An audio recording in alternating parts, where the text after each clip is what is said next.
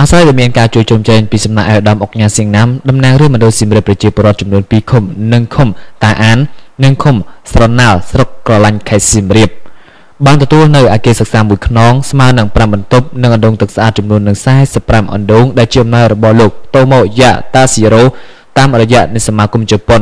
Go Chikai អគារសិក្សាមួយខ្នង5បន្ទប់នឹងត្រូវបានសាងសង់ជូនដល់សាលាបឋមសិក្សាហ៊ុនសែនតាអានស្ថិតនៅក្នុងឃុំតាអានស្រុកក្រឡាញ់ខេត្តសៀមរាបអញ្ជើញត្រួតពិនិត្យទីតាំងសាងសង់អគារសិក្សានោះផងដែរអាដាមអុកញ៉ាសៀងណាំនិងលោកតូម៉ូយ៉ាតាស៊ីរ៉ូបានជួបសម្ដែងសម្ដែងជាមួយលោកគ្រូអ្នកគ្រូអាជ្ញាធរមូលដ្ឋាននិងប្រជាពលរដ្ឋដោយមានការបញ្ជាក់ថាអគារសិក្សានឹងចាប់ដំណើរការសាងសង់ជូននៅពេលឆាប់ៗខាងមុខនេះនិងសាងសង់ឲ្យបានរួចរាល់ជាស្ថាពរនៅដើមខែវិច្ឆិកាឆ្នាំ2015ដើម្បីឲ្យសិស្សានុសិស្សបានចូលរៀននៅក្នុងឆ្នាំសិក្សា2015-2016ដោយឡែកអណ្ដូងទឹកស្អាតស្នប់ចំនួននឹង45អណ្ដូងត្រូវបានជិះជូនដល់ប្រជាពលរដ្ឋចំនួន4ភូមិនៅក្នុងឃុំស្រណាល់ស្រុកក្រឡាញ់ក្នុងនោះគឺភូមិរំដេងទទួលបាននឹង4អណ្ដូងភូមិរហ័លទទួលបាន12អណ្ដូងភូមិគោកថ្នោតទទួលបាន5អណ្ដូងនិងភូមិស្រណាល់ទទួលបាន24អណ្ដូងលោកតូម៉ូយ៉ាតាស៊ីរ៉ូតំណាងម្ចាស់អំណោយបាននិយាយផងដែរថាសមាគម Go Chikai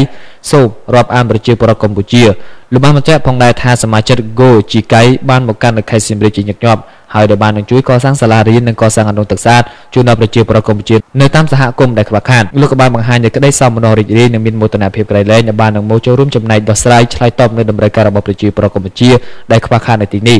លោកក៏បានសូមឲ្យប្រជាពលរដ្ឋទាំងអស់ប្រើប្រាស់អណ្ដូងទឹកស្អាតទាំងនោះប្រកបទៅដោយភាពរីករាយនិងប្រកបទៅដោយផាសុកភាពល្អប្រសើរអាដាមអុកញ៉ាសៀងណាំបានមានប្រសាសន៍ដល់ផងដែរថាសមាគម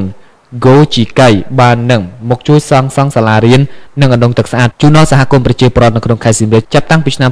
2009រហូតមកដល់ពេលនេះសមាគមនេះបាននឹងជួយអគារសិក្សាសរុបចំនួននឹង4អគារនិងអណ្ដូងទឹកស្អាតបានចំនួននឹង309អណ្ដូងក្នុងនាមប្រជាពលរដ្ឋរស់នៅក្នុងសហគមន៍ជនបទនៃខេត្តសៀមរាបអាដាមអុកញ៉ាសៀងណាំបានថ្លែងអំណរគុណយ៉ាងធំធេងចំពោះលោកតូម៉ូយ៉ាតាស៊ីរ៉ូព្រមទាំងសមាជិកសមាជិកាទាំងអស់នៃសមាគម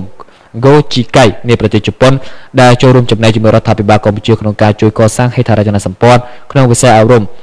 អភិវឌ្ឍនៅធនធានមនុស្សនិងចូលរួមនៅការយកចិត្តទុកដាក់លើការងារធ្វើឲ្យប្រសើរឡើងនៅសុខុមាលភាពប្រជាពលរដ្ឋកម្ពុជាតាមរយៈនៃការកសាងអណ្ដូងទឹកស្អាតជូនដល់សហគមន៍